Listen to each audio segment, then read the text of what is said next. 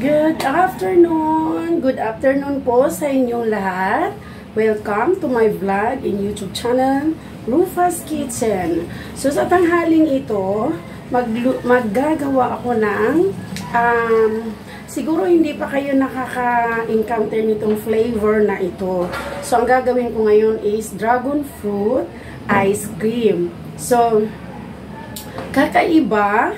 Dahil mayroon natin strawberry, may avocado, may mango, may pistachio. So, dito, this time, gagawa ako ng dragon fruit. Yan, dragon fruit. So, ito, bali, 2 cup ito. So, ang ihahalo lang natin ay 1 cup na condensed milk at 2, ito, baking naman, no? At, ilan ba ito? Di ko alam kung ilang gram ito. 110 ml.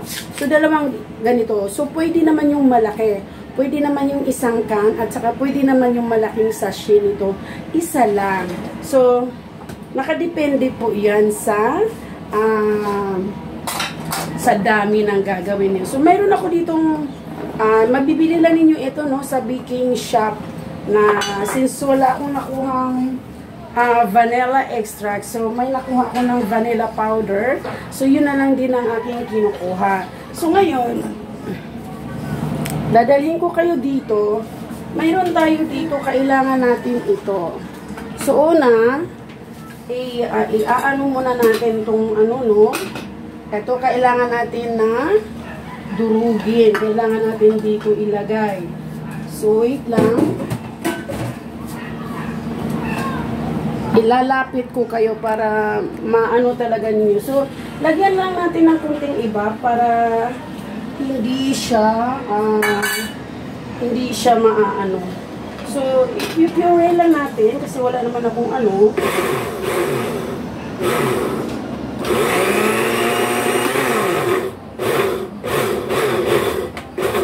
hindi ko lang siya nilagyan ng maraming kasi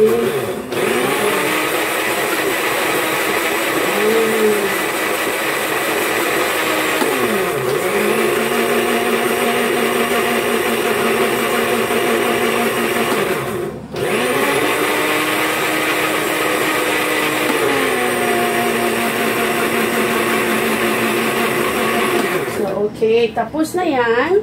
So, itong ating ganito, kailangan po talaga ito malamig ha. Ilagay ninyo sa freezer hanggat maaari. Kasi, para pagka, magdudubol yung volume niya.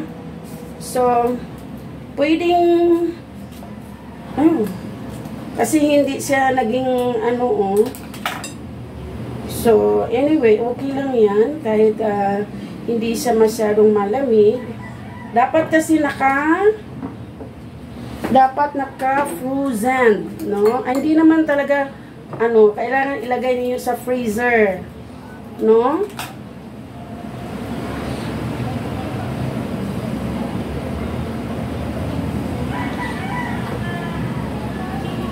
So, yan. So, tatanggalin natin ito. At ito naman ang aking isasaksak na aking better na ibibit natin yan. Lalagay ko muna dito. So, idudubol natin to. Hanggat sa magdubol yan.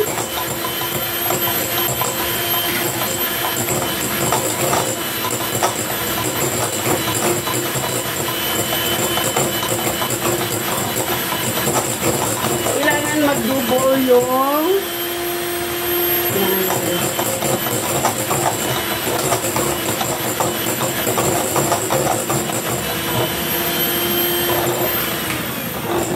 tapos lalagay na natin yung 1 cup na evap. I mean 1 cup na condense, hindi po evap, sorry. Ako salita ako ng salita, hindi ako naging aware kung ano ang ilalagay ko dito. So, beat natin yan. until mag-double.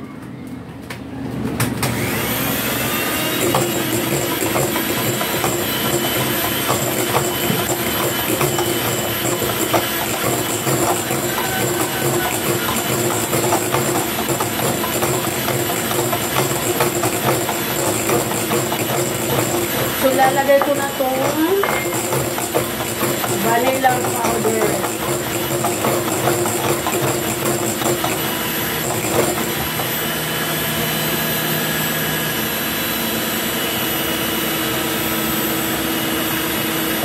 Nilalagay ko na yung vanilla powder, ha?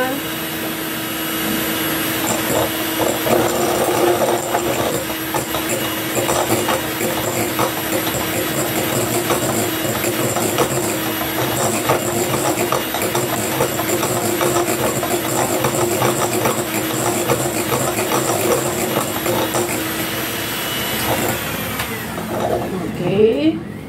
So, ngayon, lalagay na natin yung ating, wait lang po ha, lalagay na natin yung ating look, napaka ano naman nung ating, hindi ko to uubusin, no, kasi gusto ko iinumin mamaya. So, nadulas ang aking kamay. Wow. Pero sige, uubusin ko na lang din. Wow.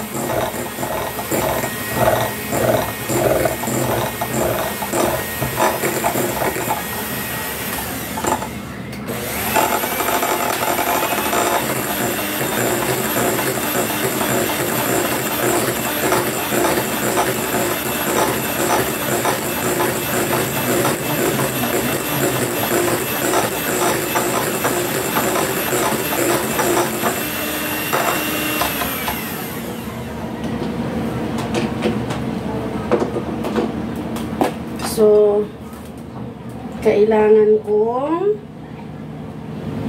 dito muna. Alam.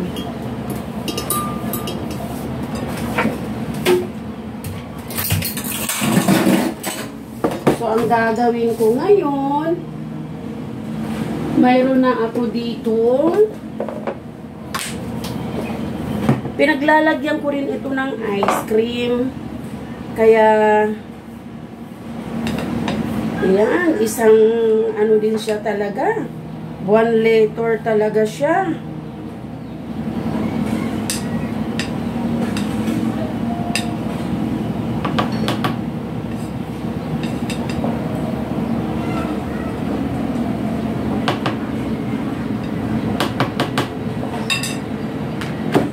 Tikman ko nga. Yes. So, ang gagawin ninyo, guys,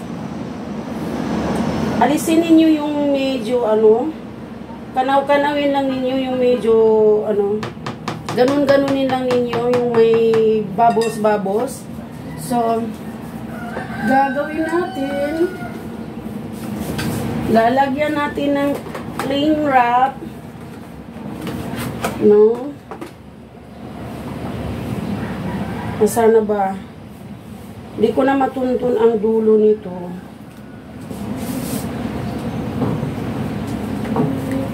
So, lalagyan natin ng cling wrap para hindi siya, at least kahit papano yung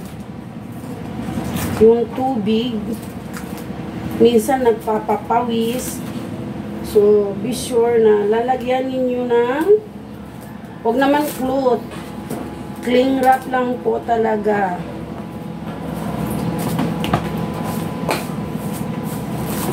Ayan.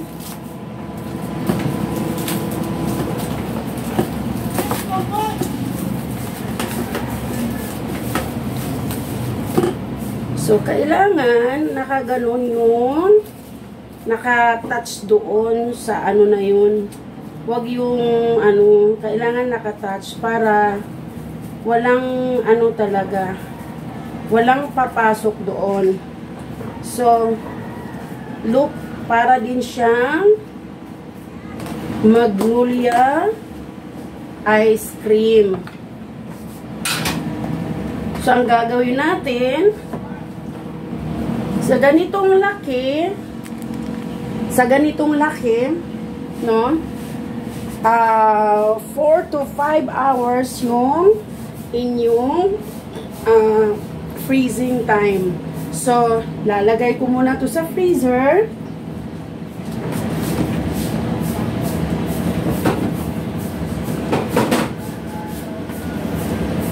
So, mayroon akong ginawa ng ahead of time. Kanina, gumawa na ako kaagad para hindi tayo mag-aantay ng 1 taon. Baka mamaya, yung aking video, so, since hindi pa talaga siya gaano, hindi na siya nahuhulog ha, itataog ko, since hindi pa siya gaanong maano talaga, pero titikman na rin natin, no? Ito, ganito kalaki. Tignan nyo guys, hindi pa lang gaanong ano siya. Hindi pa lang gaanong ano siya talaga. So, titikman ko ha, para malalaman ninyo kung ayan. So, ayan guys, tikman ko na ha, para makita talaga ninyo, no? So, eto, napakasarap.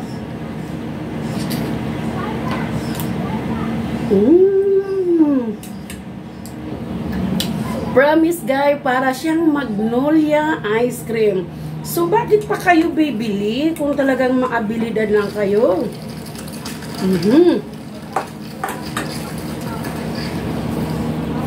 So, bago ito tuluyang lumambot, ibabalik ka muna kasi masarap pala.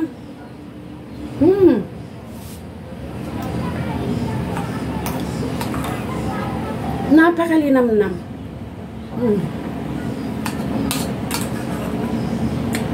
Kainin ko na muna, baka kasi matunaw.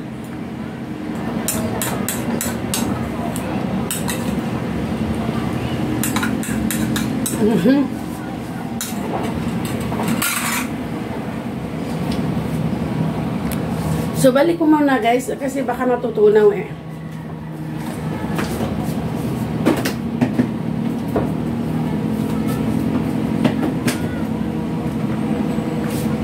Ayan.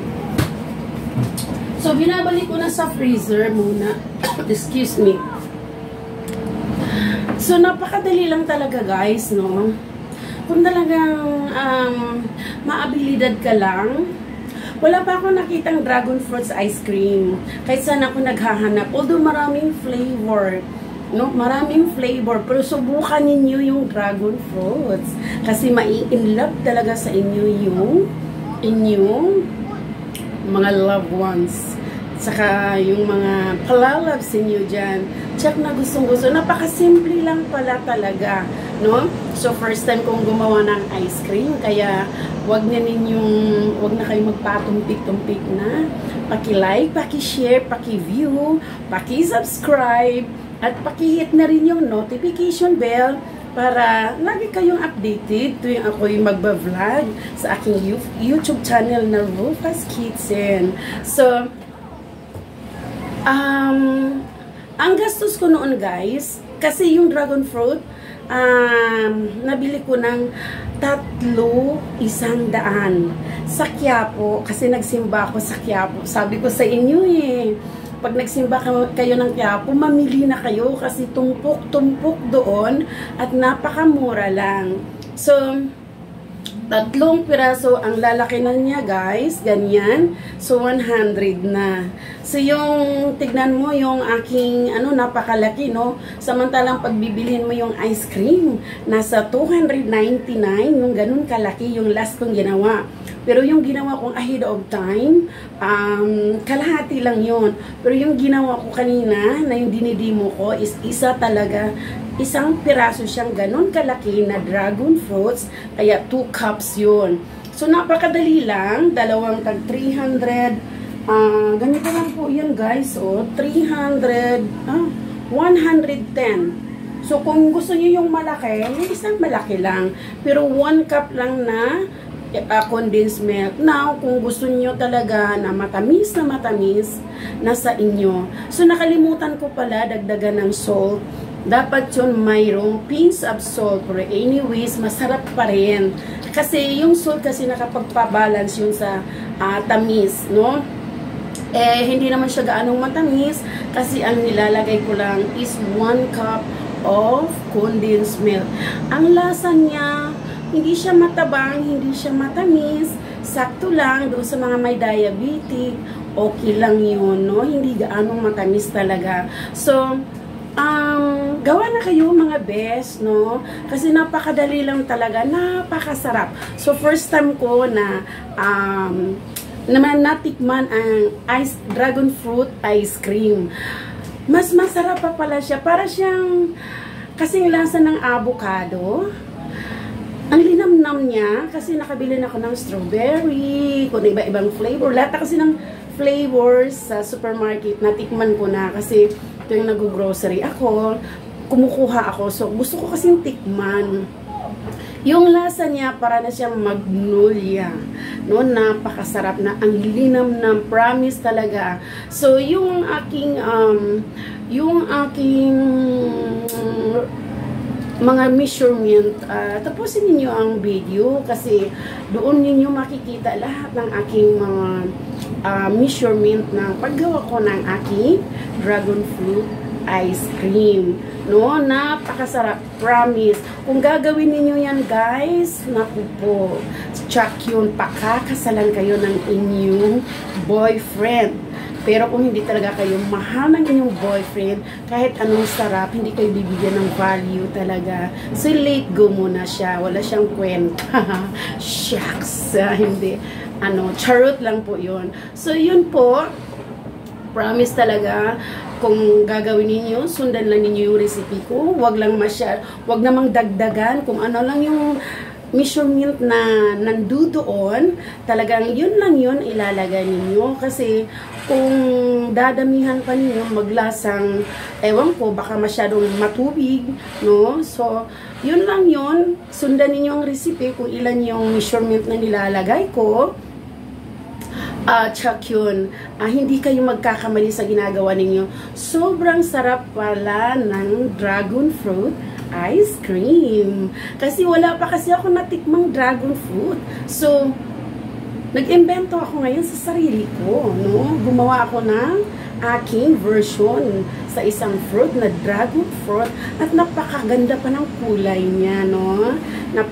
Parang nakaka-inlove yung kulay. Ano ba yun? Parang, hindi naman siya violet pink na, basta maganda, nakita naman ninyo kung ano po yung kinalalabasan ng aking dragon fruit ice cream. Dalawang klase kasi pala yung dragon fruit. Mayroong puti, mayroon din yata, tatlo, may yellow. So, this one is violet. So, ang gawin niyo yung violet. Kasi, kung gagawa kayo ng white, tapos maglagay na lang kayo ng food coloring, mas maganda yung natural talaga na kulay, yung violet. Napakasarap talaga. I'm sure magugustuhan lahat ng pamilya ninyo pag ginawa ninyo yun. Promise talaga, babash ninyo ako kung hindi masarap. Pero kung gusto nyo, pwede kayong magdagdag ng condensed milk, pero tama na sa akin, okay na yung 1 cup. Basta yun yung measurement. Pero, kung gusto nyo gumawa ng doble, yung double recipe, doble hindi niyo yung recipe na ilalagay ko sa aking description down below. Kaya, Thank you for watching. Paki-subscribe na po kasi excitement din sa susunod kong vlog. May maiimbento na naman akong iba at gagayahin ninyo. Napakamura lang, no? Mura-mura lang, no? Kahit isang dragon fruit lang, pwede na kayong gumawa ng ice cream dragon fruit. Basta mayroon lang kayong cream. Ito, yung cream, all-purpose cream, Bechamel, Magnolia, lagi akong gumagamit nito. At saka, ang ginamit kong condensed milk is yung Alaska milk. Yun ang ginamit ko. Kasi, medyo na, yung creaminess niya, yung creamy, yung masarap, malinamnam. Pero, pwedeng gumamit ng ibang condensed milk. Nasa preference niyo yon kung ano gustong brand. Nako, Becca naman Alaska. Lagi kitang binibili kahit sa iniinom ko sa umagang fresh milk is Alaska fresh milk. Kaya, yung vanilla, kasi wala akong vanilla liquid, kung mayroon kayong vanilla powder, pwede nyo lagyan ng half a teaspoon. Half a teaspoon lang, hindi sobra-sobra. Kahit man din sa liquid, huwag masyadong sobra. Kasi pag mag-sobra, ma-overpower na yung lasa. Nag-iiba na rin. Basta lang mayroong kunting kurot para lang magkakaroon ng great aroma doon sa ice cream. Huwag sobra, no? Huwag sobra talaga. Yung kunting aroma lang na may feel mo, maaamoy mo na mabango, okay na yun. Kaya thank you for watching in my vlog, Rufus Kitchen. Thank you po. Bye-bye. Bye-bye. Bakit ganun?